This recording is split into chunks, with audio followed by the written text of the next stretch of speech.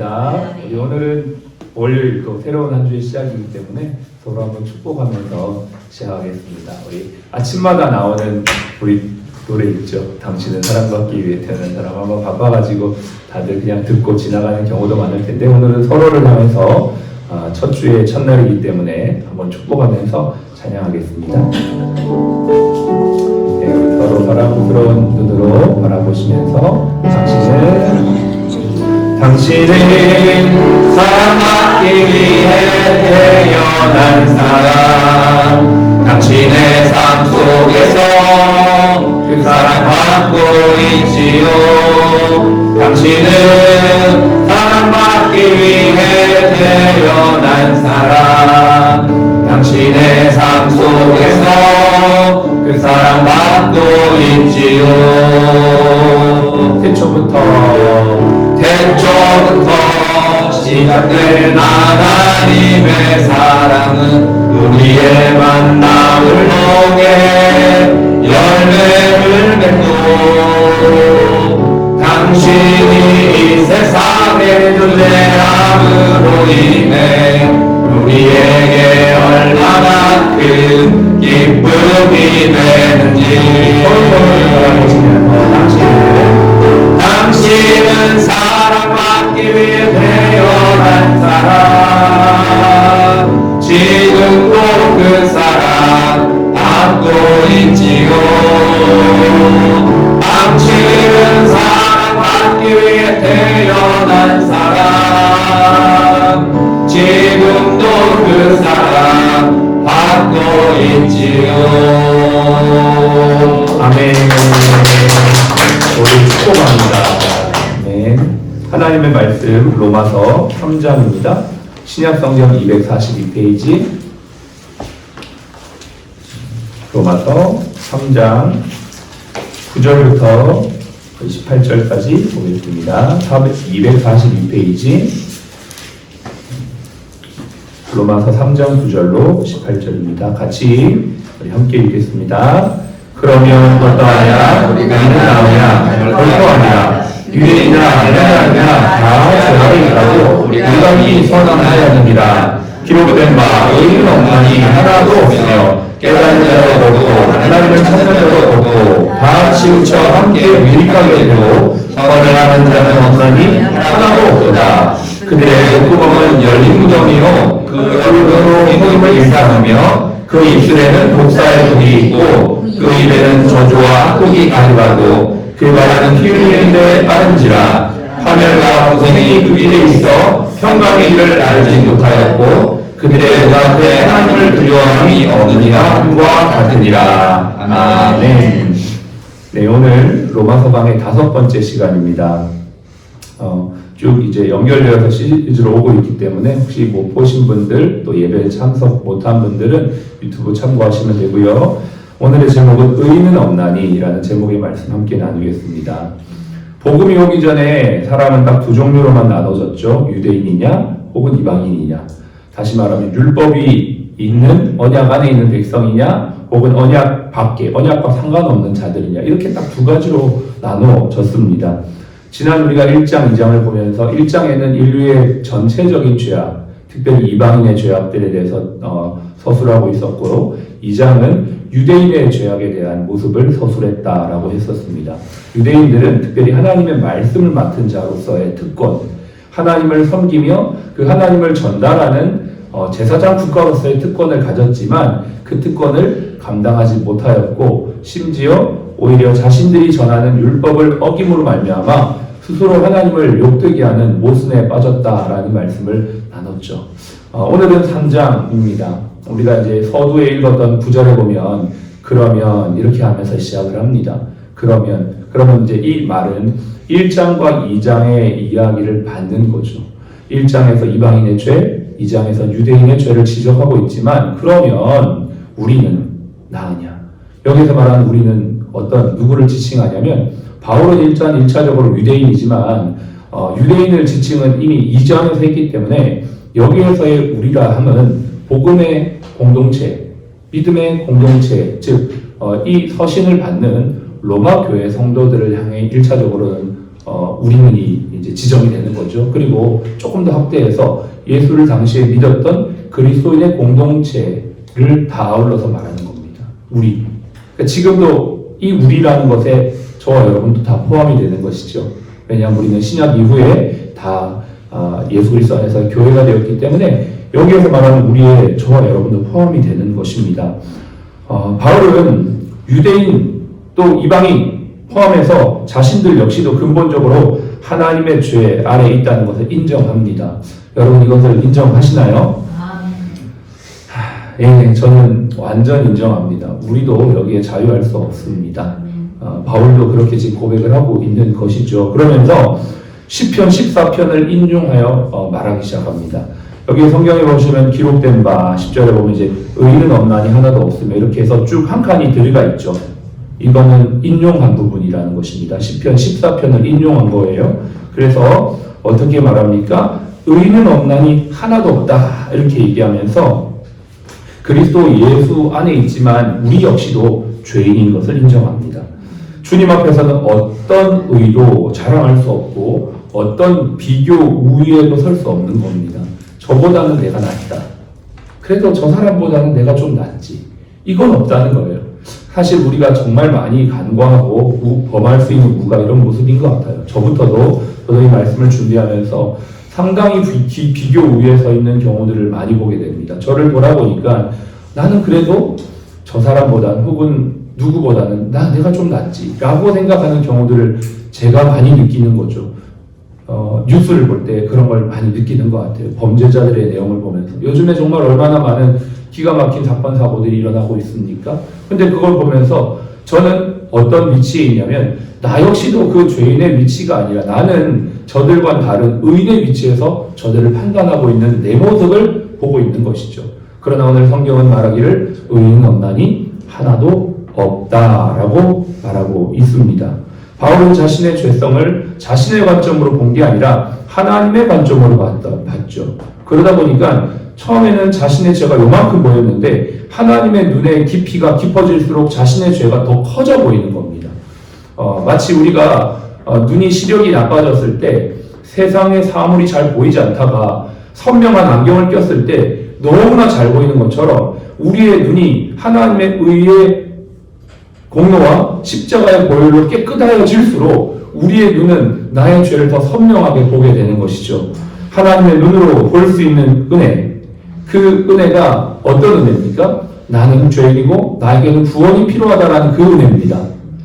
이 은혜가 저와 여러분들에게 있길 바랍니다.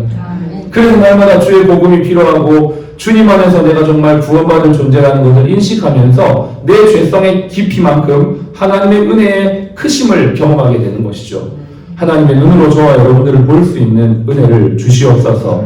그래서 내 죄의 깊이를 깨달아 날마다 겸손의 자리, 심판자의 자리가 아니라 은혜의 자리에 나아갈 수 있는 긍휼을 구할 수 있는 저와 여러분들이시기를 바랍니다.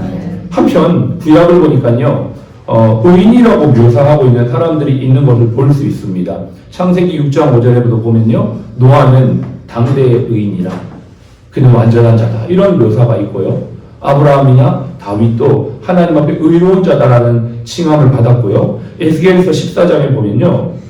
그 당시에 최고의 의인에 속해 있는 사람을 노아와 욥과 또 엘리야다, 다니엘이다 이렇게 소개하고 있습니다.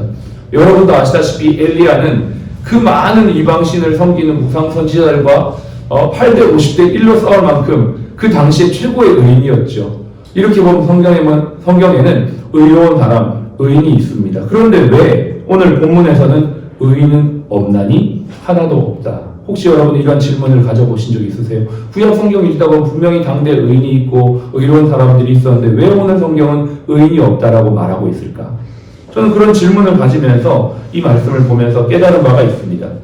예수님이 오시기 전에 복음 전의 사람들은 누군가에게 의인이다 라고 할 때 이 의의 기준은 뭐냐면 율법의 기준입니다. 율법을 잘 지키는 사람, 하나님의 말씀에 순종하는 사람을 의인이다 이렇게 말하는 것이죠. 그러나 본질적으로 인간의 타락은 율법이 들어오기 전부터 창세기에 타락이 되어졌습니다. 그래서 인간은 본질적으로 타락한 존재입니다. 타락한, 부패한 심정을 가지고 있습니다. 그러나 그 율법을 타락한 심정을 거스르고 지켜서 그나마 의롭게 살았던 사람을 그나마 의인이다라고 칭했던 것입니다. 그러므로 근본적으로 의인은 없나니 하나도 없다라고 하는 이 말은 기본적인 타락한 인간들에겐 다 해당이 된다는 겁니다. 그러니까 어떤 착한 일을 했습니다. 의로운 일을 좀 했습니다. 그러나 그 사람의 본질은 죄인, 타락한 본성을 가지고 있기 때문에 의인이 없다라고 성경은 말하고 있는 것이죠. 그리고 뒤에서 보면은 이렇게 또 나옵니다. 11절에 깨닫는 자도 없고 하나님을 찾는 자도 없고 다 치우쳐 함께 무익하게 되고 선을 행하는 자가 하나도 없다. 이렇게 말합니다. 이 의미는 어떤 의미일까요? 이것은 하나님의 은혜를 받기 전의 사람들의 모습을 말하는 것입니다. 여러분이 지금 이 시간 하나님의 말씀을 깨닫고 은혜를 깨닫고 지금 하나님 앞에 예배드리면서 나는 구원받을 존재다, 구원이 필요하다라고 지금 느낀다면 여러분은 은혜 받은 자다라는 것입니다. 지금 이 말씀 11절에 있는 것은 은혜를 깨닫기 전에 우리의 상태를 말하는 겁니다. 실제로 저는 예수를 고3 때 믿었기 때문에 BC와 AD가 너무나 확실하게 나눠져 있습니다. 저는 예수를 믿어야 될 필요를 전혀 못 느꼈던 사람입니다. 예수를 믿는 것은 나약한 사람들만 믿는 거라고 생각했습니다. 자기가 뭔가 부족하니까, 저게 뭔가 문제가 있으니까 예수를 믿는다고 저는 생각했습니다. 혹시 여기 계시는 분 중에서도 그런 생각을 가지고 계시거나 그런 생각을 가지셨던 분들도 있을지 모릅니다. 저렇게 힘들고 뭔가 부족하니까 예수를 믿는 거 아니야? 저는 그렇게 생각했습니다. 그런데 은혜가 오고 내 안에 정말 복음의 역사가 일어나면서 깨달아지기 시작하는데요. 아, 내가 죄인이고 정말 나는 유한한 존재며 나에겐 정말 복음이 필요하구나라는 걸 깨닫는 순간 내가 은혜 받은 자다라는 것을 알게 되었습니다. 여러분도 어쩌면 지금 깨닫고 또 지금을 말씀을 알고 또 하나님을 사모한다면 여러분에게는 정말 분명히 은혜가 임한 것인 줄로 믿습니다.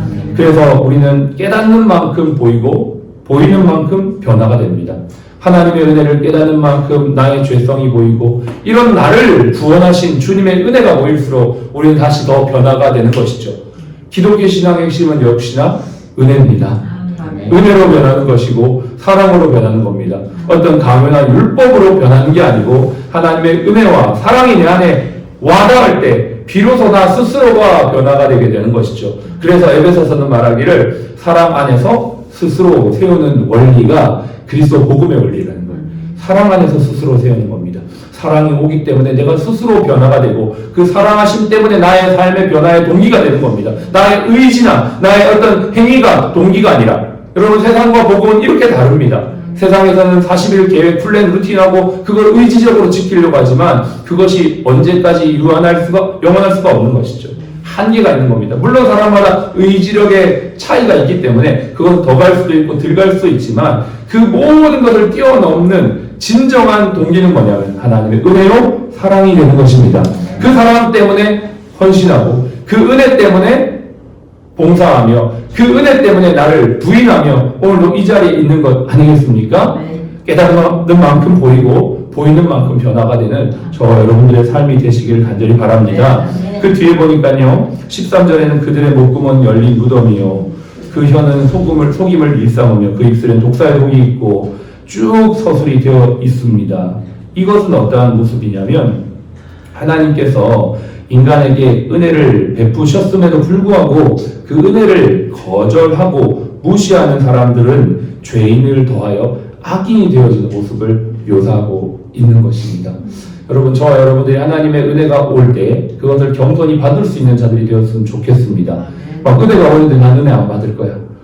난 눈물이 막 나오려고 하는데 너 눈물 흘리면 안 돼. 난 여기서 무너지면 안 돼. 뭐 이렇게 하시는 분들이 있을지 몰라요. 제가 그런 간증을 들었거든요.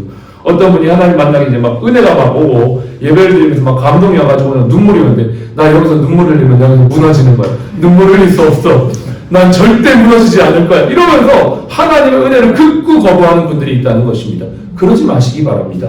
하나님의 은혜가 올 때 우리는 그 은혜를 그냥 순순히 받으시면 되는 것이죠. 그리고 하나님이 나를 정말 구원하시고 나를 인도하시기를 원하신다라는 그 마음 앞에 우리의 마음의 문을 활짝 여는 순간 우리는 그때부터 변화가 되는 놀라운 역사가 일어나게 될 줄로 믿습니다. 오늘 여기까지 말씀을 나누겠습니다. 그 뒤에 이어서는 하나님의 의에 대해서 사실 로마서에서 제일 중요하게 다루고 있는 하나님의 의에 대한 관점들을 여러분과 함께 좀 말씀으로 나누겠습니다. 같이 한번 기도할까요? 이 아침에 저와 여러분이 하나님의 주권 앞에 모여 주님의 은혜를 고백하며 찬양할 수 있음에 감사합니다. 타락한 인생 찾아오신 주님의 그 사랑을 기억하며 오늘도 심판자의 자리에 앉지 말고 믿음으로 의롭다함을 받은 은혜의 자리에 앉는 저희가 되게 하여 주옵소서.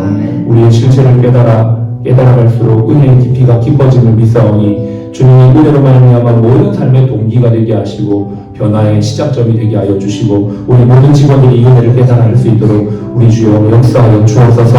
기도하겠습니다. 하나님 아버지 감사합니다. 은혜와 사랑이 우리의 삶의 진정한 동기가 되며 변화의 시작점이 됨을 고백합니다. 하나님 아버지여, 이방인도 유대인도 또 아버지 하나님 심지어 우리도 아버지 하나님 죄인이었음을 고백합니다. 하나님 그러나 그러한 우리를 찾아오시고 우리를 구원하신 하나님 아버지, 우리에게 베푸신 그 아버지의 은혜와 사랑을 오늘도 기억하며 우리의 문을 활짝 열고 주님 아버지 앞에 경건함으로 나아가 주님의 은혜 안에 변화되어지며 그 사랑과 은혜로 살아가는 저희가 되기를 원합니다. 하나님 아버지로 비교 위에 서지 않게 하여 주시옵소서. 남과 나를 비교하는 것이 아니라 하나님의 눈으로 나를 바라보며 하나님의 눈으로 나를 아버지 하나님 볼 때에 하나님 진정한 자유와 용서와 은혜가 우리 가운데로 넘치게 되는 믿사오니 하나님 우리 모두가 이 은혜의 실체를 깨닫게 하시고 은혜의 깊이로 더 깊어지는 인생들이 될 수 있도록 축복하여 주시옵소서.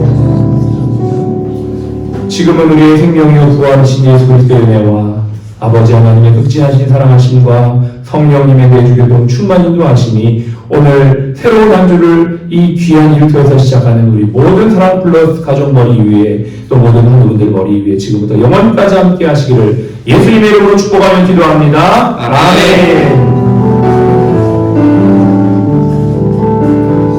우리 힘차게 구호하고 시작하겠습니다. 여기 구호는 여기에 있는 것처럼 제가 어제에 이렇게 하면 여러분 은혜 이렇게 하시고요. 오늘에 이렇게 하면 감사, 내일에 하면 소망 이렇게 하시면 됩니다. 다음 주 월요일 날 우리 추수감사 예배를 병원에서 함께 드리려고 하거든요. 그래서 한 주 전에 준비를 했습니다. 구호하겠습니다. 어제의 은혜, 오늘의 감사, 내일의 소망. 할렐루야.